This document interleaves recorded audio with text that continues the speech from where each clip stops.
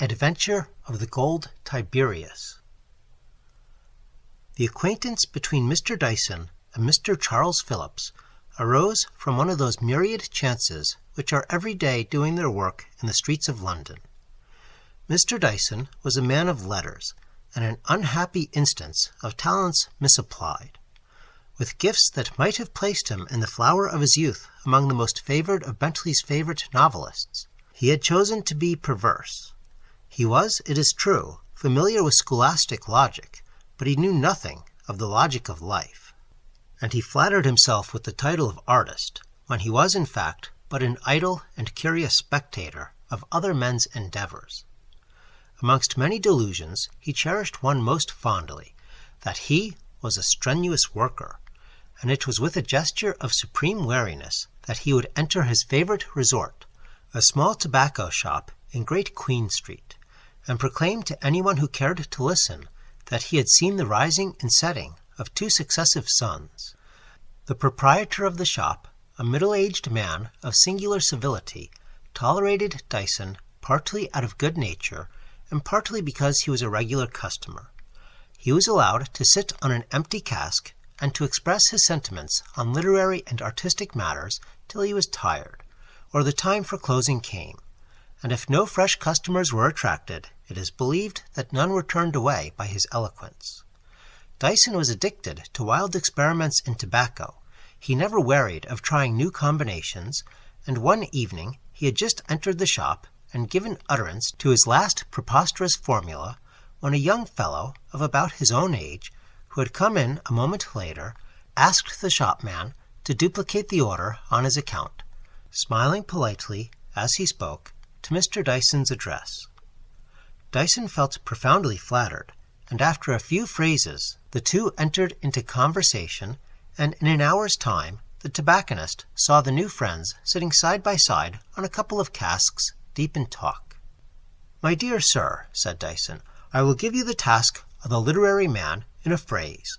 He's got to do simply this, to invent a wonderful story, and to tell it in a wonderful manner." "I will grant you that," said Mr. Phillips, "but you will allow me to insist that in the hands of the true artist in words, all stories are marvelous, and every circumstance has its peculiar wonder. The matter is of little consequence, the manner is everything. Indeed, the highest skill is shown in taking matter apparently commonplace and transmuting it by the high alchemy of style into the pure gold of art." "That is indeed a proof of great skill, but it is a great skill exerted foolishly, or at least unadvisedly. It is as if a great violinist were to show us what marvelous harmonies he could draw from a child's banjo." No, you are really wrong. I can see you take a radically mistaken view of life. But we must thresh this out. Come to my rooms. I live not far from here."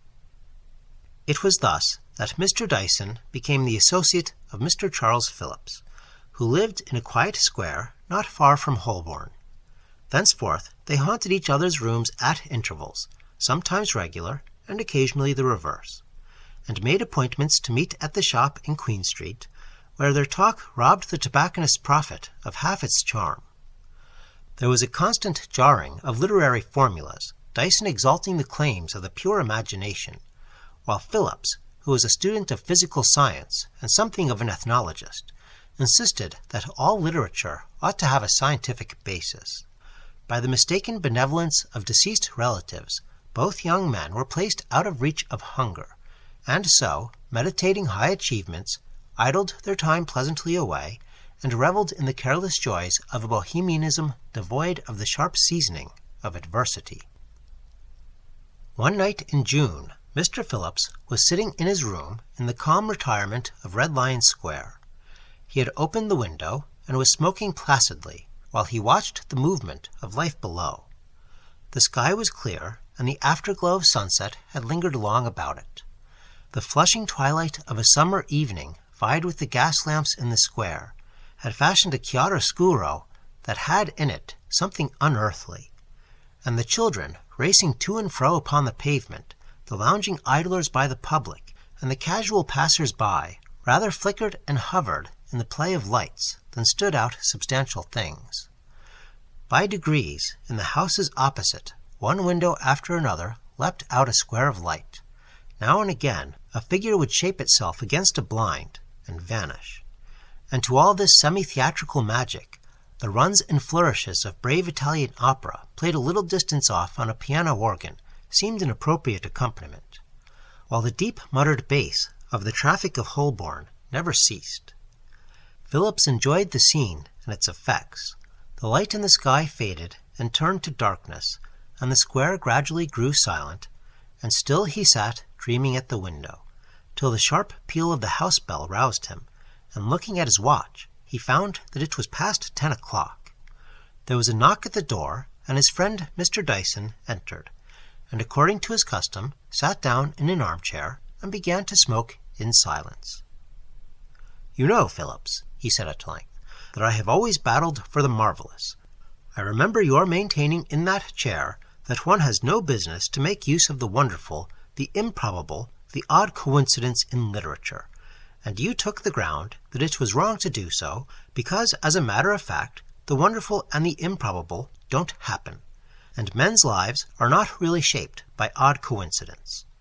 Now, mind you, if that were so, I would not grant your conclusion, because I think the criticism of life theory is all nonsense. But I deny your premise. A most singular thing has happened to me tonight." "Really, Dyson, I'm very glad to hear it. Of course, I oppose your argument, whatever it may be, but if you would be good enough to tell me of your adventure, I should be delighted." "Well, it came about like this. I have had a very hard day's work. Indeed, I have scarcely moved from my old bureau since 7 o'clock last night. I wanted to work out that idea we discussed last Tuesday. You know, the notion of the fetish worshipper." "Yes, I remember. Have you been able to do anything with it?" "Yes, it came out better than I expected, but there were great difficulties, the usual agony between the conception and the execution. Anyhow, I got it done about 7 o'clock tonight, and I thought I should like a little of the fresh air. I went out and wandered rather aimlessly about the streets. My head was full of my tale, and I didn't much notice where I was going. I got into those quiet places to the north of Oxford Street as you go west, the genteel residential neighborhood of stucco and prosperity. I turned east again without knowing it, and it was quite dark when I passed along a sombre little by-street, ill-lighted and empty. I did not know at the time in the least where I was, but I found out afterwards that it was not very far from Tottenham Court Road. I strolled idly along, enjoying the stillness. On one side there seemed to be the back premises of some great shop, tier after tier of dusty windows lifted up into the night sky, with gibbet-like contrivances for raising heavy goods, and below large doors, fast closed and bolted, all dark and desolate. Then there came a huge Pantechnicon warehouse, and over the way a grim blank wall, as forbidding as the wall of a jail, and then the headquarters of some volunteer regiment, and afterwards a passage leading to a court where wagons were standing to be hired. It was, one might almost say, a street devoid of inhabitants, and scarce a window showed the glimmer of a light. I was wondering at the strange peace and dimness there, where it must be close to some roaring main artery of London life, when suddenly I heard the noise of dashing feet tearing along the pavement at full speed, and from a narrow passage, a mews, or something of that kind, a man was discharged as from a catapult under my very nose, and rushed past me, flinging something from him as he ran. He was gone and down another street in an instant, almost before I knew what had happened, but I didn't much bother about him. I was watching something else. I told you he had thrown something away. Well, I watched what seemed a line of flame flash through the air and fly quivering over the pavement, and in spite of myself I could not help tearing after it. The impetus lessened, and I saw something like a bright halfpenny roll slower and slower, and then deflect towards the gutter, hover for a moment on the edge, and dance down into the drain. I believe I cried out in positive despair, though I hadn't the least notion of what I was hunting, and then, to my joy, I saw that, instead of dropping into the sewer, it had fallen flat across 2 bars. I stooped down and picked it up and whipped it into my pocket, and I was just about to walk on when I heard again that sound of dashing footsteps. I don't know why I did it, but as a matter of fact, I dived down into the mews, or whatever it was, and stood as much in the shadow as possible. A man went by with a rush a few paces from where I was standing, and I felt uncommonly pleased that I was in hiding. I couldn't make out much feature, but I saw his eyes gleaming and his teeth showing, and he had an ugly-looking knife in one hand.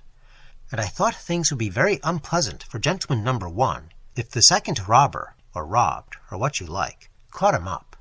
I can tell you, Phillips, a fox hunt is exciting enough when the horn blows clear on a winter morning, and the hounds give tongue, and the red coats charge away, but it's nothing to a manhunt. And that's what I had a slight glimpse of tonight. There was murder in the fellow's eyes as he went by, and I don't think there was much more than 50 seconds between the two. I only hope it was enough. Dyson leant back in his armchair, relit his pipe, and puffed thoughtfully. Phillips began to walk up and down the room, musing over the story of violent death fleeting in chase along the pavement, the knife shining in the lamplight, the fury of the pursuer, and the terror of the pursued.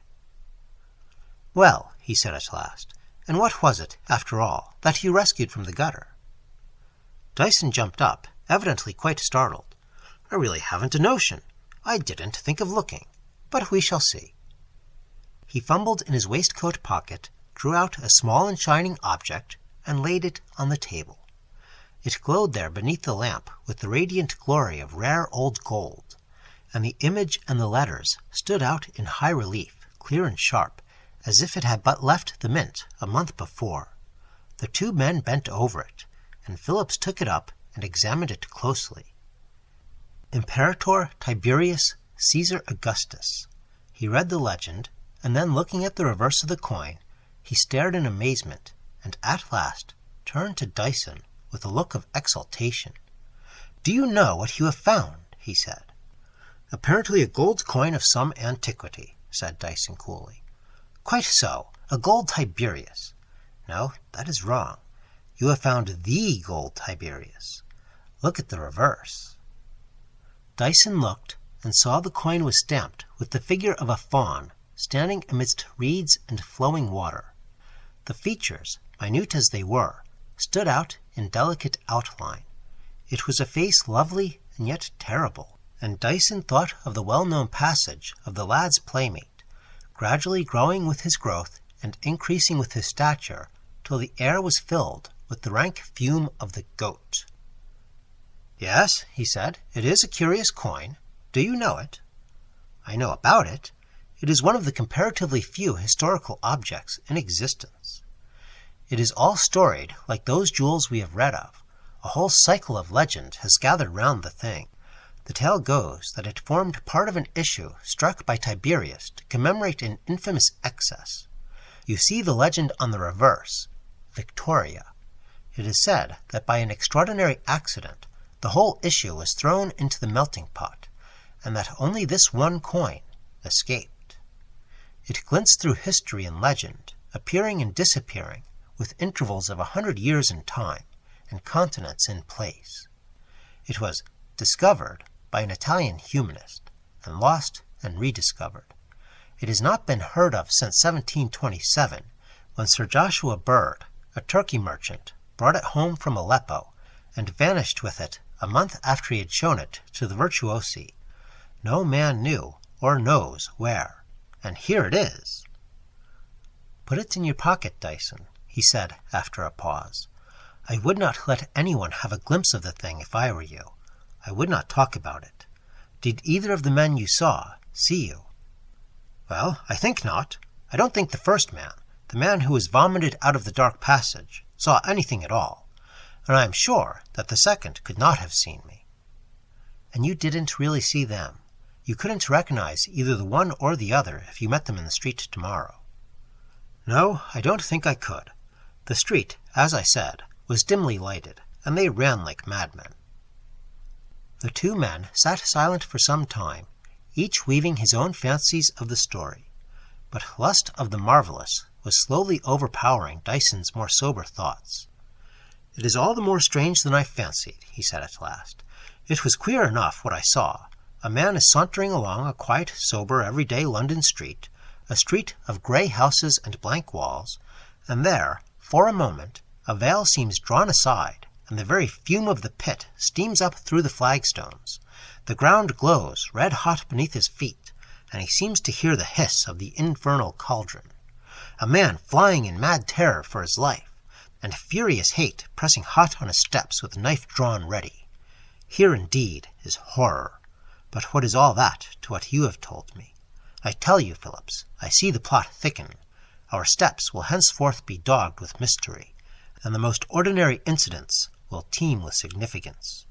You may stand out against it and shut your eyes, but they will be forced open. Mark my words, you will have to yield to the inevitable. A clue, tangled if you like, has been placed by chance in our hands. It will be our business to follow it up. As for the guilty person or persons in this strange case, they will be unable to escape us. Our nets will be spread far and wide over this great city, and suddenly, in the streets and places of public resort, we shall in some way or other be made aware that we are in touch with the unknown criminal. Indeed, I almost fancy I see him slowly approaching this quiet square of yours. He is loitering at street corners, wandering, apparently without aim, down far-reaching thoroughfares, but all the while coming nearer and nearer, drawn by an irresistible magnetism, as ships were drawn to the lodestone rock in the eastern tale. I certainly think, replied Phillips, that if you pull out that coin and flourish it under people's noses as you are doing at the present moment, you will very probably find yourself in touch with the criminal, or a criminal. You will undoubtedly be robbed with violence. Otherwise, I see no reason why either of us should be troubled. No one saw you secure the coin, and no one knows you have it. I, for my part, shall sleep peacefully, and go about my business with a sense of security and a firm dependence on the natural order of things. The events of the evening, the adventure in the street, have been odd, I grant you, but I resolutely decline to have any more to do with the matter, and, if necessary, I shall consult the police. I will not be enslaved by gold Tiberius, even though it swims into my ken, in a manner which is somewhat melodramatic. And I, for my part, said Dyson, go forth like a knight-errant in search of adventure. Not that I shall need to seek, rather adventure will seek me. I shall be like a spider in the midst of his web, responsive to every movement, and ever on the alert. Shortly afterwards, Dyson took his leave, and Mr. Phillips spent the rest of the night in examining some flint arrowheads which he had purchased. He had every reason to believe that they were the work of a modern and not a Paleolithic man. Still, he was far from gratified when a close scrutiny showed him that his suspicions were well founded. In his anger at the turpitude which would impose on an ethnologist, he completely forgot Dyson and the gold Tiberius, and when he went to bed at first sunlight, the whole tale had faded utterly from his thoughts.